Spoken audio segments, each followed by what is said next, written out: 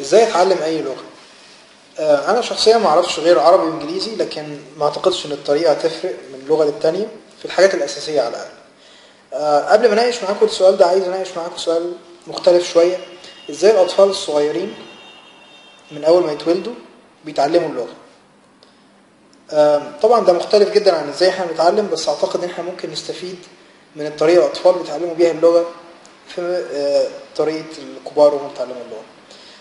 الطفل الصغير بيفضل حوالي سنة سنة ونص ما بيعملش أي حاجة خالص، ما بيعرفش يتكلم ولا أي حاجة غير إنه بيسمع. بيفضل يسمع كتير جدا جدا لكل حاجة حواليه. بعد شوية بيبتدي يقول كلمات بسيطة جدا اللي هي مكونة من مقطع أو مقطع بيتكرر، زي مثلا بابا، ماما، الحاجات اللي هي بنفس الحجم ده. بعد كده الطفل بيقدر يقول كلمات، وبنلاحظ ان الطفل بيكرر كل حاجة بيسمعها بالظبط زي ما بيسمعها. طبعا ممكن في اصوات لسه ما بيعرفش يقولها بالظبط، لكن انا قصدي انه بيقول نفس الكلمات اللي بيسمعها او بيحاول. بعد كده طبعا اللغة عند الطفل بتتطور بشكل كبير جدا لحد ما يعني بيبقى عنده سنوات قليلة، لكن بيعرف يتكلم يعني كأنه مثلا زي الكبير بالظبط. بنلاحظ ان الطفل ما عندوش مشكلة انه يغلط، يعني بيفضل يعمل اخطاء والناس تضحك عليه ويعمل نفس الاخطاء، مش فارقه معاه.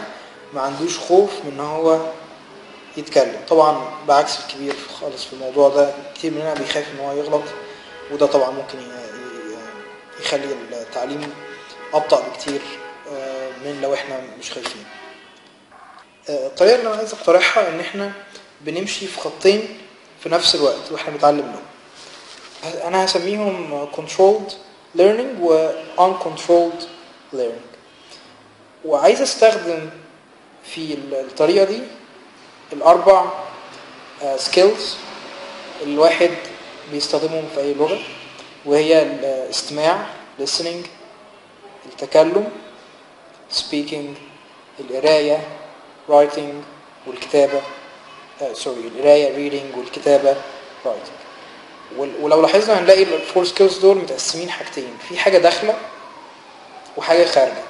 ففي input زي ان انا بسمع وان انا بقرا، وفي output ان انا بتكلم وان انا بكتب. طبعا مش كلهم بنفس الأهمية ومش كلهم مفيدين بنفس القدر، لكن كلهم بيشاركوا في ان الواحد يتعلم وبيسرعوا الموضوع.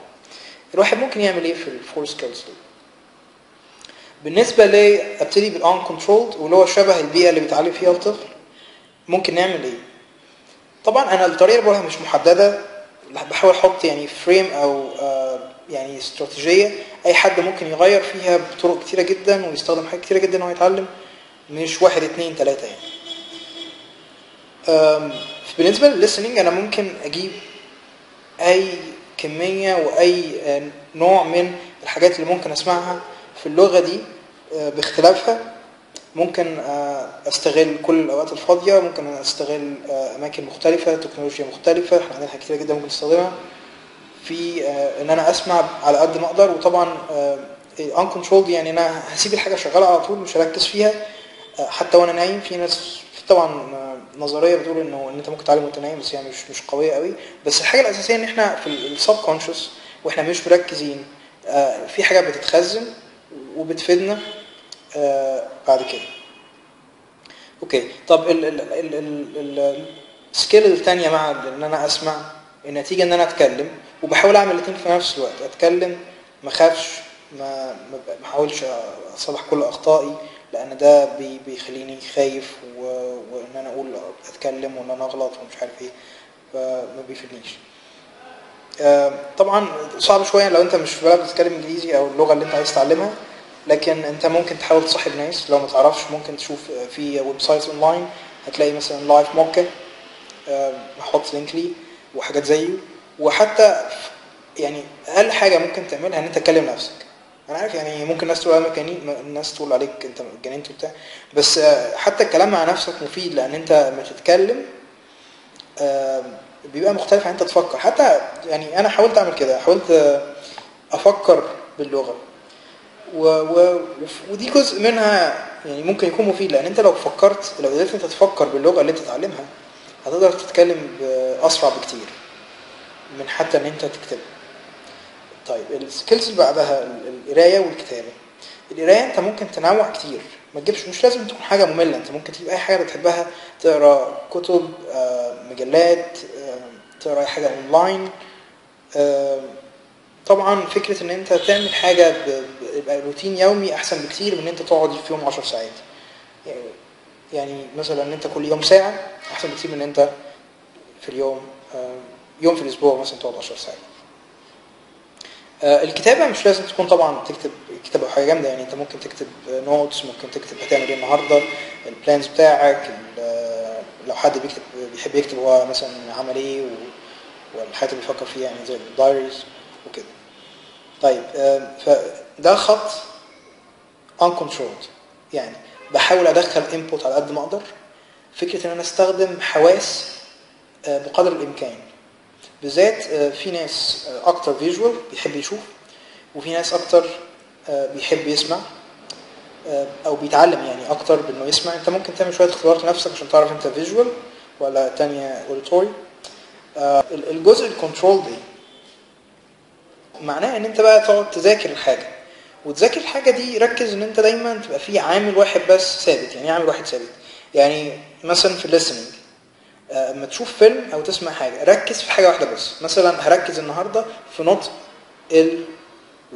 مثلا، ولا النطق مثلا تي اتش في الانجليزي، فهبقى دايما مركز في دي، هعمل براكتس في دي، هسمعها كل مره بتتقال في كلمه، هشوف هي بتختلف من هنا وهنا ولا لا. فانا مركز، انا بتعلم حاجه انا عارف هي الحاجه دي ايه بالظبط، يعني اكتيف ليرنينج.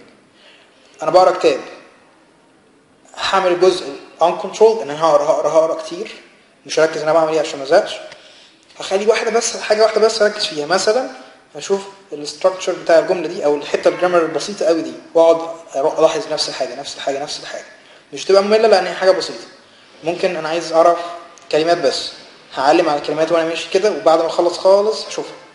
انا شايف ان التحدي الحقيقي في اللغه يعني بعد موضوع الطريقه دي ان انت تعمل الحاجه. يعني اغلبنا بيقرر ان هو يعمل الحاجه، مثلا هيقرر ان هو هيقعد بالليل كل يوم ساعه، لكن طبعا الواقع اللي بيحصل انه مثلا بيرجع البيت بيبقى مثلا الدنيا ساعه، راجع من الشغل تعبان، فهي احسن حاجه بالنسبه له ان هو مثلا ياكل وينزل وينام، او هيلاقي مثلا المسلسل المفضل بتاعه شغال.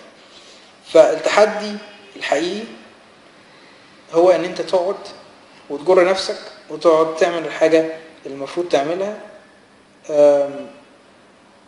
بس كده يعني ده في كل حاجه، مش في اللغه بس يعني هو فكره الالتزام دي مهمه جدا في ان الواحد يتعلم. اتمنى ان انتم تكونوا استفدتم من الفيديو، واشوفكم حاجات بعد كده. شكرا.